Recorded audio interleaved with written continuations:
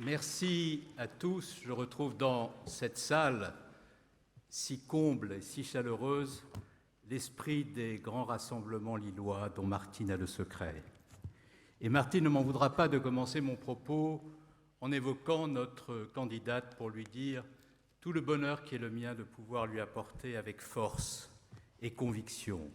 un soutien absolu dans cette bataille dans laquelle elle s'engage avec le courage et la détermination qu'on lui connaît. Ce soutien, je ne le donne pas simplement parce que Anne est la candidate de notre famille politique et que j'y appartiens depuis plus de 30 ans. Je lui donne aussi ce soutien avec beaucoup de cœur et beaucoup de raison parce que nous avons vécu ensemble des événements singuliers, difficiles, douloureux, qui ont laissé dans ma mémoire et dans mon cœur un souvenir qui me permet de vous dire, parce qu'elle était là à ce moment-là, et que j'ai vu quel était son tempérament et son caractère, qu'elle est une femme de cœur et qu'elle est une grande dame.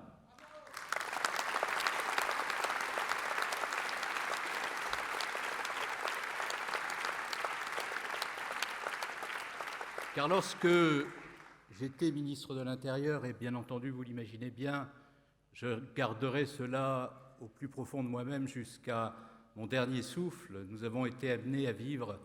des moments qui furent d'une particulière intensité. Et que vous avez vécu, vous tous, militants socialistes français,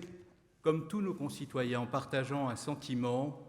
qui portait un nom simple, qui se nomme le chagrin.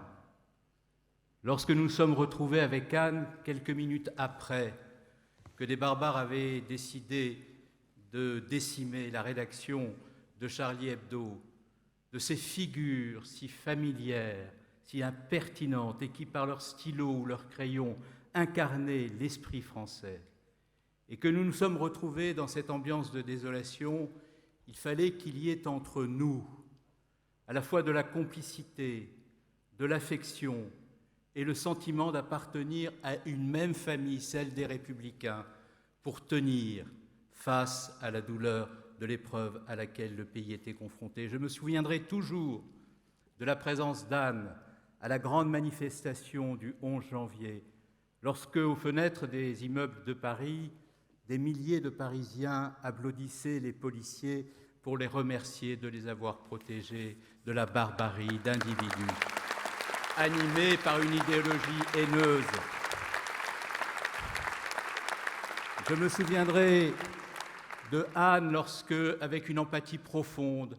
et une humanité que nous avions en partage, elle accompagnait les familles des victimes de ceux qui avaient perdu les leurs dans les attentats de novembre 2015. Et ceux qui sont dans cette salle et qui ont vécu ces moments avec nous savent parfaitement de quoi je parle, et notamment le couple de camarades dont je ne citerai pas le nom mais qui se reconnaîtront, qui sont ici aujourd'hui et qui savent à quel point Anne a su être dans l'affection, dans l'empathie à ce moment-là.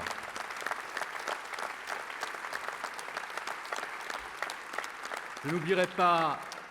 non plus le sentiment ardemment républicain qui nous conduisit tous ensemble, et notamment elle, à trouver les mots justes pour dire au moment où nous étions confrontés à cette terrible épreuve qui était destinée à fractionner, à fracturer, à antagoniser la société française. Je n'oublierai jamais à quel point elle sut trouver les mots pour dire la concorde et la fraternité. Et si la France est demeurée debout dans cette période où ceux qui font souffler les vents mauvais étaient déjà présents pour créer partout la division et faire passer la haine, s'il n'y avait pas eu des républicains et des républicaines comme Anne Hidalgo pour porter la parole de la République, alors notre pays, sans doute, se serait fracturé. Alors pour tout cela, chère Anne, merci, merci du fond du cœur pour avoir su, avec ces mots, avec cette force, avec cette sincérité, nous rappeler ce qu'était la République, ses valeurs, ses principes.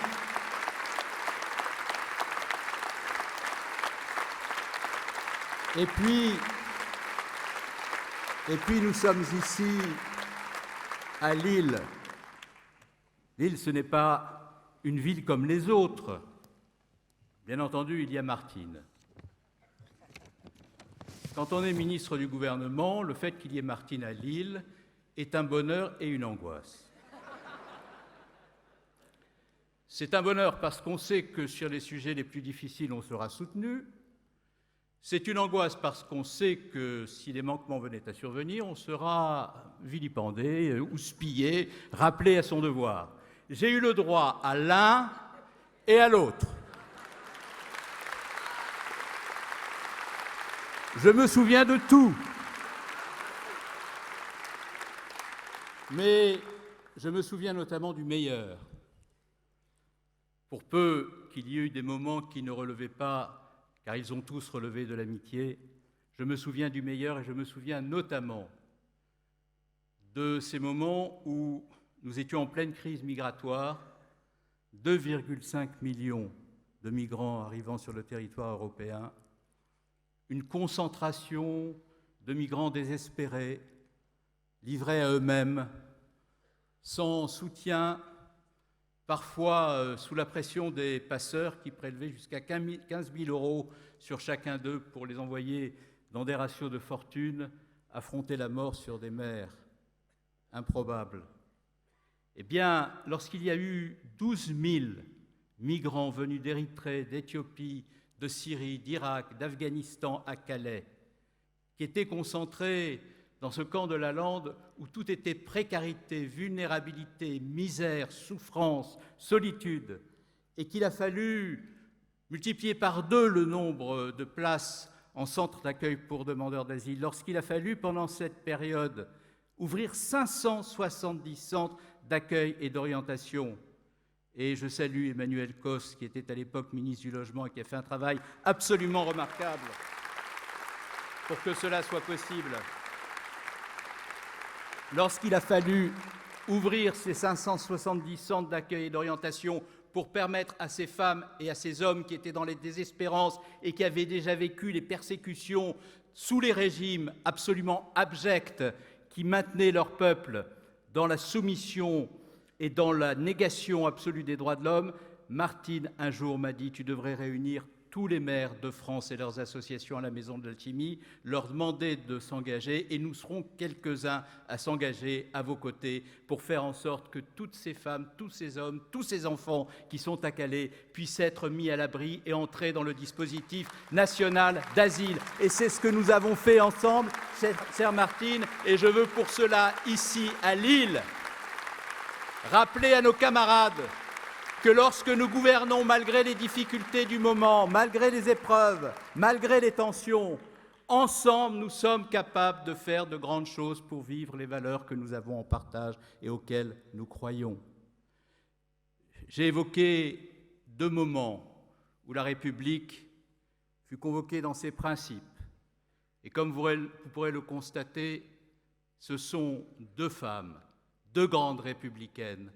dont j'ai évoqué l'action et l'engagement pour leur dire ma gratitude et mes remerciements. C'est un signe quant à la capacité dans laquelle tu seras, chère Anne, d'exercer les responsabilités avec ces compétences, ce talent, cet engagement que l'on sait. Je n'oublie pas non plus qu'ici, nous sommes dans une ville qui a compté de grands socialistes et que nous ne devons pas non plus oublier l'héritage. Et n'oubliant pas l'héritage, nous dispenser de nous comporter en héritiers, dilapidant cet héritage en oubliant d'ailleurs ce que sont les enseignements de l'histoire, les fils de l'histoire dont François Mitterrand avait raison de dire qu'ils ne se coupent jamais, et les valeurs que charrie cette histoire et dont nous sommes comptables. Comment être à Lille, à quelques jours du commencement du mois de novembre, et ne pas évoquer, compte tenu du climat dans lequel s'engage cette campagne électorale, la belle et grande figure, si symbolique de ce que furent nos combats, de ce que fut notre dignité, de ce que fut le courage politique de Roger Salingro.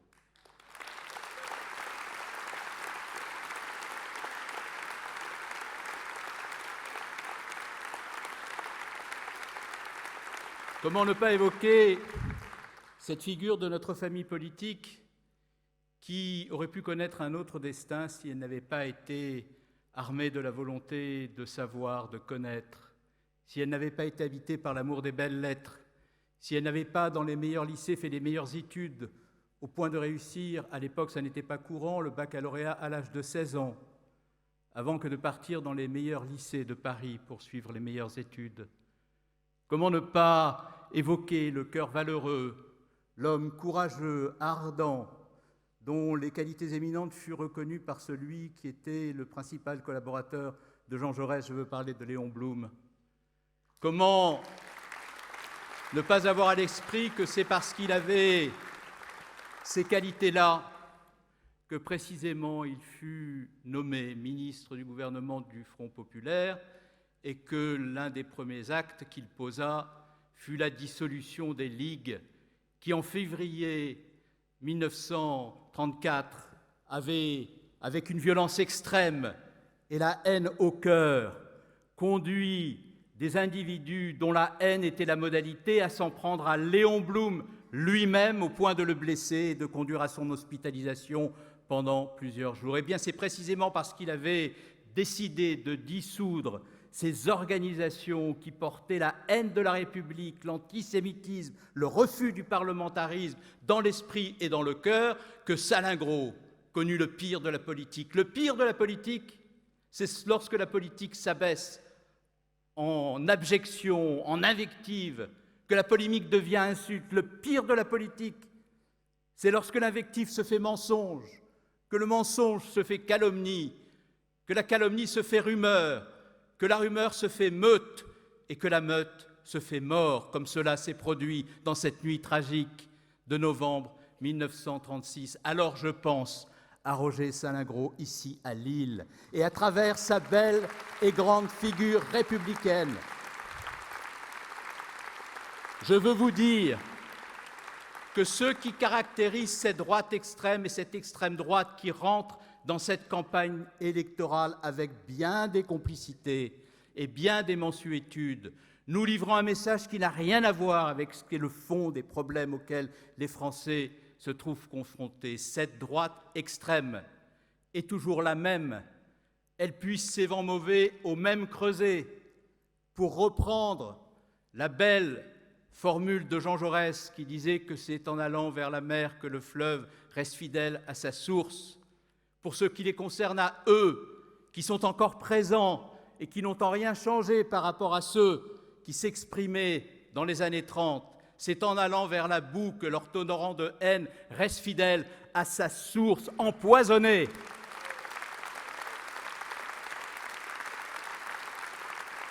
Alors, évoquant la figure de Roger Salingro, oui, j'ai envie de dire à tous les républicains qui sont là, car on ne peut pas être socialiste sans être ardemment républicain, que nous devons compter sur Anne et que nous pouvons compter sur Anne pour qu'à partir d'aujourd'hui, entrant en campagne, elle rehausse le niveau de cette campagne et dise ce que nous avons au fond du cœur concernant cet abaissement politique qu'on subit et que subissent les Français et qui conduit un responsable politique qui n'a de responsable que le nom à dire, dans un pays laïque comme le nôtre, à des hommes et des femmes, et notamment un grand-père qui a perdu ses petits-enfants à l'occasion d'un attentat terroriste abject à Toulouse et à Montauban, que lorsqu'il enterre ses petits-enfants en Israël, c'est à la France qu'il manque. Non, la laïcité, c'est la possibilité de croire ou de ne pas croire. Et dès lors que l'on a fait le choix de sa religion, c'est la possibilité d'être garanti qu'on pourra la vivre librement. C'est un principe de liberté, c'est un principe de fraternité, et ce n'est pas un principe au nom duquel on insulte la mémoire de ceux qui ont souffert dans leur chair en trahissant la République et le message de la France. Vous êtes porteur de cela, chère Anne, tu es porteuse de cela à partir d'aujourd'hui. Et nous sommes confiants dans le fait que tu pourras porter loin ce discours et l'espérance qui va avec, parce que depuis longtemps, tel est ton engagement pour la France et pour la nation. Alors,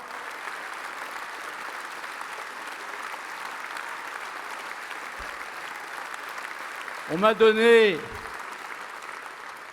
On m'a donné 8 minutes. Et ce n'est pas moi que vous êtes venu entendre. Vous comprenez bien que j'aurais mille autres choses à vous dire. Mais on me réinvitera peut-être, sait-on jamais. Et je pourrais vous dire le reste, sur les inégalités sociales qui se creusent, sur la démocratie sociale qui appelle le besoin de corps intermédiaires avec lesquels on dialogue pour faire le progrès social et non cette verticalité qui n'est rien d'autre qu'une manifestation supplémentaire de narcissisme de la part de ceux qui se sont à un moment déclarés sociodémocrates et qui finalement se sont révélés sarkozystes.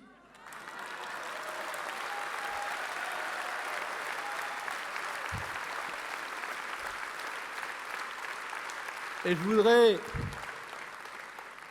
terminer vraiment par une supplique à Anne. On nous explique que finalement tout est joué, que les sondages c'est les suffrages, que le second tour a lieu avant même que le premier n'ait permis aux uns et aux autres de s'exprimer. On nous indique que le président de la République est déjà quasiment réélu tellement il est parvenu à se donner à lui-même les adversaires dont il rêvait. Eh bien, moi, j'aimerais bien que nous n'ayons pas un deuxième quinquennat d'Emmanuel Macron. Et un premier quinquennat d'Anne Hidalgo m'irait bien. Et je vais vous dire pourquoi je ne le souhaite pas vraiment. C'est parce que j'ai très peur qu'un deuxième quinquennat d'Emmanuel Macron ressemble à un troisième quinquennat de Nicolas Sarkozy.